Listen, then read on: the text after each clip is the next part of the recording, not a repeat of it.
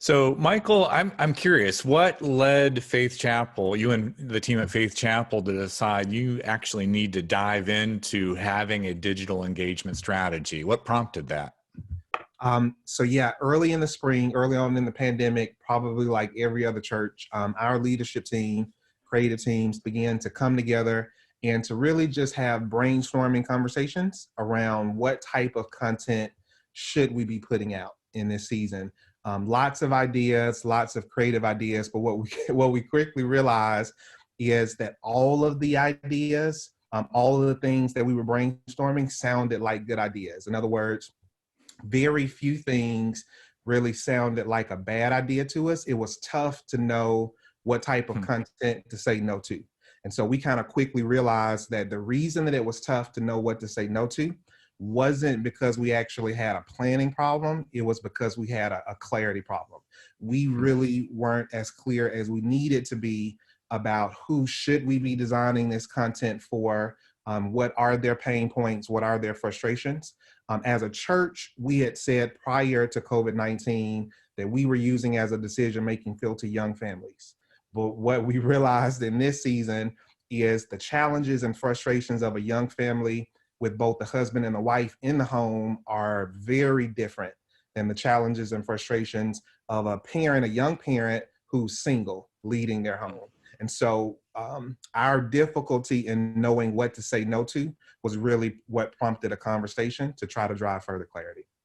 Yeah, I just, that may be the best takeaway of this entire masterclass, actually, because that principle would apply not only to a digital engagement strategy and the content that you're trying to create, but my Absolutely. goodness, if churches would get that right, it would make it a lot clearer on just ministry strategy generally, wouldn't it? Absolutely. And if you think about it, we apply that same principle in other things. If I am going to the shopping mall to buy a gift, but I'm not clear on who I'm buying that gift for, I'll be in the mall all day. You know, every item in the store will seem like a good idea. But the moment that I'm clear, I am shopping for my wife, I then know don't even go to the toy section because she's not into Hmm. toys. However, if I know I am shopping for my 5-year-old daughter, then the toy department, the toy section makes perfect sense. So really, what item to buy in the store is really driven by clarity around who I'm shopping for. And the same is true for church strategy. Michael, that is so good. All right. So you gave me and a few of the other folks on our Unstuck team a kind of an overview of what your digital engagement strategy looks like at Faith Mhm. Chapel. Would you mind sharing a little bit and giving us an overview of what that strategy looks like for your church? Yeah, absolutely. So as we begin to drive further clarity around the who, we kind of landed on who we wanted to keep in mind from a decision-making standpoint, from a content standpoint. And then we began to ask ourselves, where do we want this person to go? And that really prompted us to think about digital engagement as a journey, as a series of steps. And where we ended up landing was a series of 5 steps. In short, we wanted to move this person from gaining an awareness of our church to ultimately, in the last step, being an advocate for our church. So awareness is just simply that this person doesn't know that we exist. We want to help them to know that we exist. I think stage 2 was consideration. Once they've been exposed to us, hopefully in that initial interaction, we've added value to them. In the consideration phase, we really wanted this person to begin to consider regularly engaging with us, not a one-off, but expressing interest either through following us on social media or subscribing to a YouTube channel or giving us their email. They're considering, hey, I want to continue in this relationship with you. I think the third phase was conversion. That is where we're actually converting them from interest to actually making a decision to join us on our discipleship path. In our case, joining us online for our weekend service. The fourth phase was what we were calling loyalty.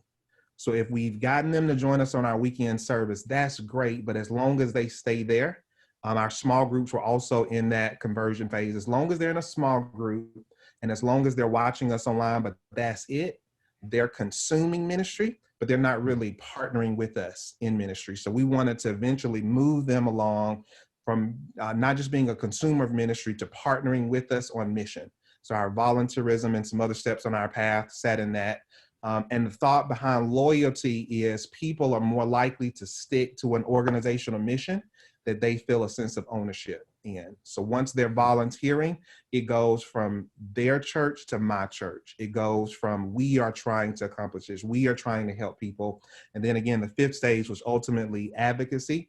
We wanted this person to enjoy the experience with our church to the point to where they then become an evangelist for our church, spreading good news about our church, how it's helped them, and then helping to drive the beginning of the funnel, creating awareness for other new people. I like that. Getting to them to the point where they actually become raving fans of the ministry of Absolutely. Faith Chapel, right? Absolutely.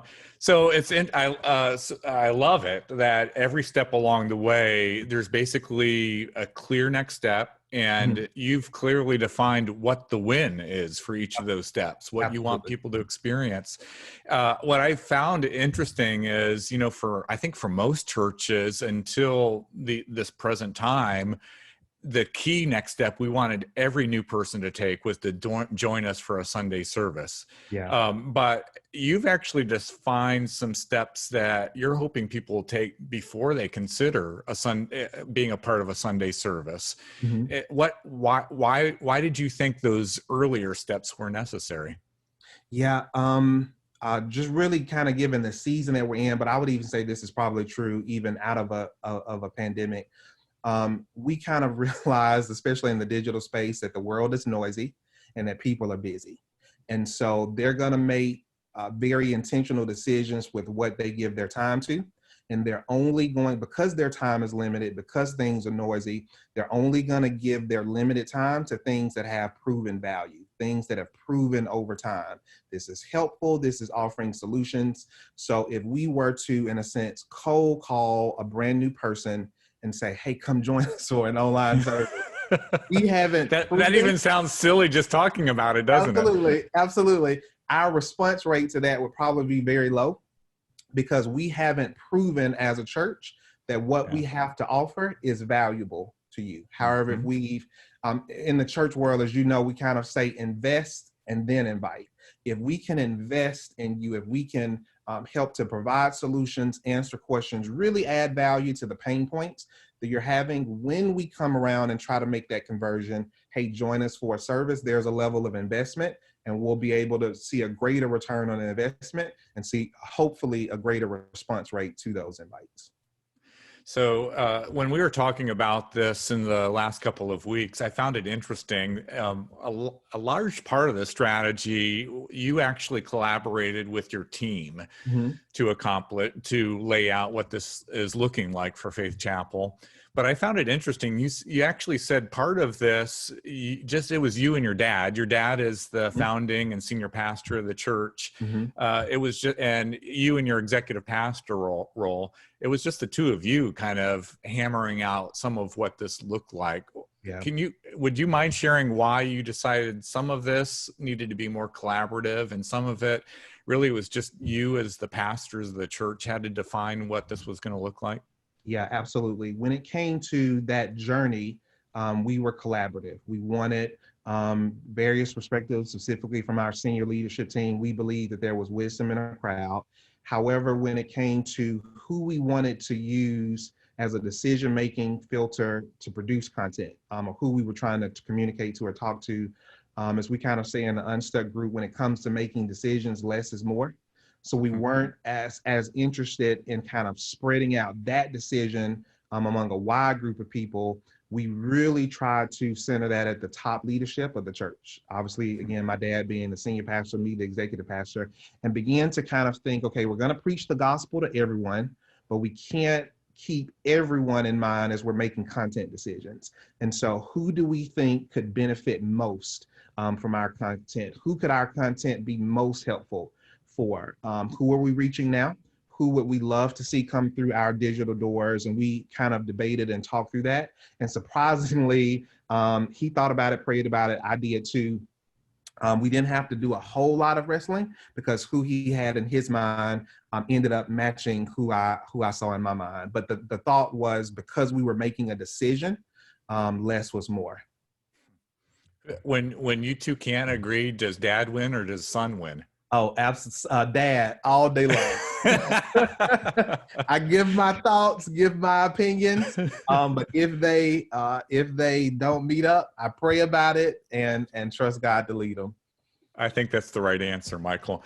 All right. So, I mean, every church was kind of forced into thinking about digital engagement strategies with the pandemic. But now that you're several weeks, months into this, are there any early wins? Or actually, I'm betting the folks that are watching today would even be maybe even more interested in learning what hasn't worked. Any learnings along the way that you've picked up so far, Michael? Yeah, so in terms of learnings, I would recommend to pastors, church leaders, be willing to fail quick and make quick pivots. So obviously in digital, things are going to change, algorithms are going to change, the rules behind digital are going to change. Don't be afraid to try new things. If it works, learn from it, double down on it. If it doesn't, make a quick pivot. So quick pivots, I would say, is key. Another thing that we've been learning is humility is going to be very key if we're going to be effective in reaching somebody new. In other words, my dad is one generation. He has his personal preferences about what church should be, what it should talk about, how it should be delivered. I'm in another generation. I have my own preferences, but he's saved, has been walking with God for a long time. I'm saved. We're already in God's family, but there are a lot of people who aren't. And so if we limit our decisions to our preferences, what we like, what we prefer, then we will be happy, but there'll be a large segment outside of God's family that we'll never connect with, that we'll never speak to.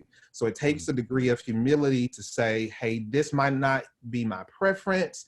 This might not be what I would do or what I would choose, or even what I would like to hear or what would add value to me. But we're not trying to reach me. We're trying to reach this person. We're trying to speak to their needs. And I think it takes a degree of humility to say, I'm willing to lay me down if it means gaining and reaching someone else. So there are a lot, but those are kind of two that stand out right now in my mind. So I know your church is still everything's online at this point. Mm-hmm. You haven't reintroduced in-person services. Mm-hmm. Help us see into the future. Once some level of normalcy returns and you have opened up your building on Sunday mornings for services, in-person services again, is this digital engagement strategy, are you thinking it's just for this season, or are you saying this is going to be something that's going to be a part of Faith Chapel for the future? Yeah, that's a great question. So we've been communicating to our leaders that this is our new normal. This is not a pandemic program. This is a new way of expressing church. So as you mentioned, we'll go back to in-person gatherings, but for us, it's going to be a both and. We're going to tailor that in-person gathering to try to speak to and communicate and create an experience that translates in person. But we're going to, right now, we've obviously been designing our digital experience for that digital. When we open back that in-person gathering, we're still going to be creating that pre-recorded experience, thinking through calls to action with that digital viewer in mind, and kind of running both. So yeah, this is our new normal. And as leaders, an advantage that my dad and I have, because we're both on our teaching team, we feel the workload of having to create that digital experience. We know that there's going to be a bunch of work to get back to in-person gatherings.